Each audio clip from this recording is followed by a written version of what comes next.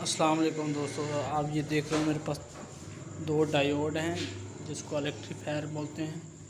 ये जनरेटर में लगे होते हैं, लेकिन हमने CD70 में लगाने हैं क्योंकि उसमें जो है ना सिगर वाले हार्न लगे हुए हैं, पंप वाले, वो जल्दी बैटरी डाउन कर देते। इसीलिए हम हाई करंट करने के लिए ये डायोड लगाएंगे। ओके दोस्तों, मैं आपको दिखाऊंगा स्टेप बाय स्टेप कैसे लगाऊंगा, कैसे तार जोड़ूंगा, ये सब कुछ आपको पता चल जाएगा। आप मेरी वीडियो एंड तक देखिएगा।